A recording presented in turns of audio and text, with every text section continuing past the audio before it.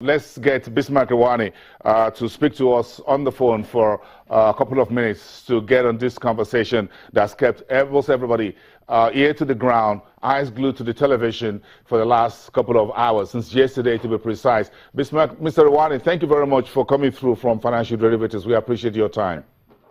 Good morning, Bolton. Thank you. The Americans are speaking loud and clear.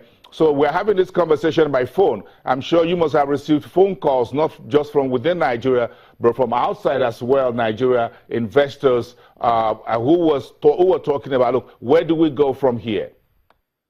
First and foremost, let us analyze what has happened. What has happened is extraordinary and it's stunning. It's unprecedented.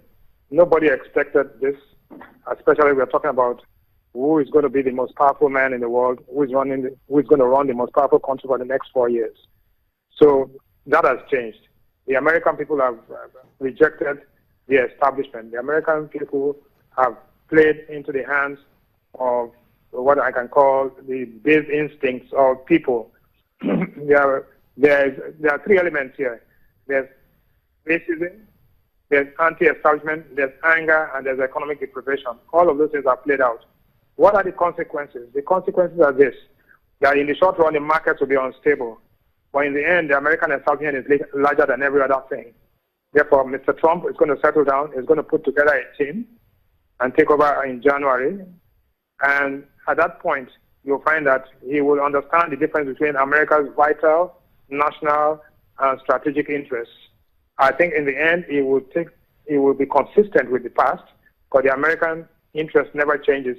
American leadership changes. Where does that leave Nigeria? Nigeria will have to understand that, one, democracy has its own limitations. And like Hitler said, 100 fools cannot make a wise decision. So even though the majority has spoken, but it may not be in the best interest of everybody in the short run.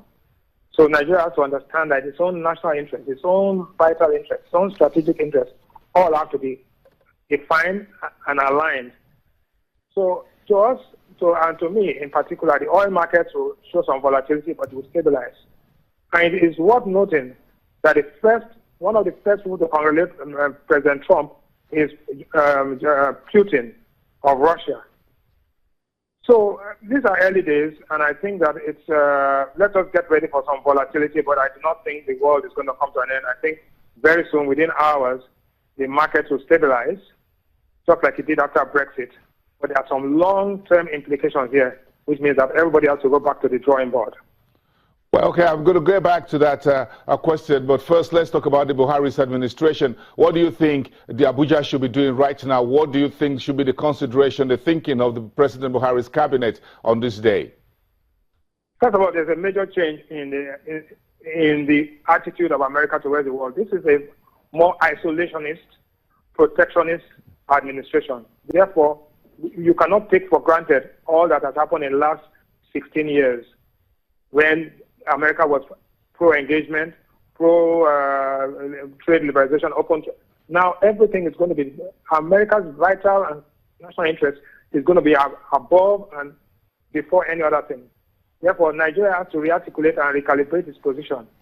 We need to now ensure that our economy works. We now need to know that we have to engage with our best minds. We cannot fool around and think that things can be done in the old way anymore. It now calls for absolute and careful consideration to put your best minds in place to articulate Nigeria's national interest and begin to look for how you can cooperate economically while at the same time defending your own patriotic interests. In other words, as far as key insecurity issues President Buhari's administration is dealing with, as far as the Boko Haram in the north and the Niger Delta militants and down the oil basin, do you think this is something that calls for a quick rethink, getting back on the drawing board and say, look, where do we go from here as far as America's interest and support is concerned, in particular, yes, the insurgency in the northeast? Yes.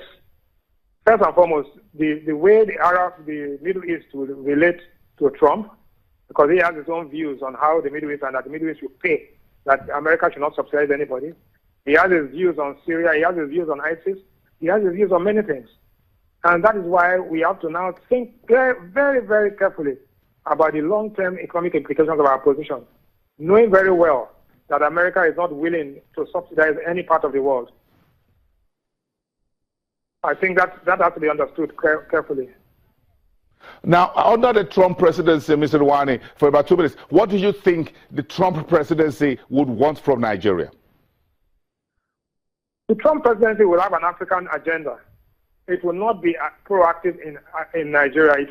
Nigeria will have to ensure, like Trump is a businessman, Nigeria will have to ensure that there's something in whatever we are doing, it must be a quid pro quo. We must offer something and we must get something in return.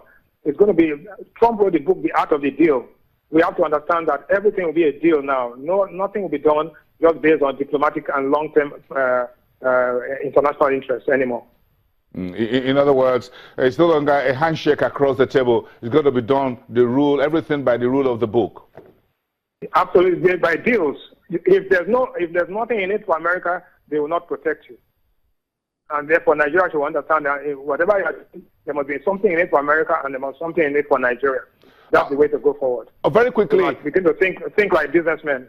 I think like businessman. Mr. Rewane, for just about 1 minute, the next Monetary Policy Committee of the Central Bank is just about 2 weeks away from now, and global events and happenings always form part of the considerations of this 11-member committee. How do you think the MFLA's team will be chewing over Donald Trump's victory at the polls today?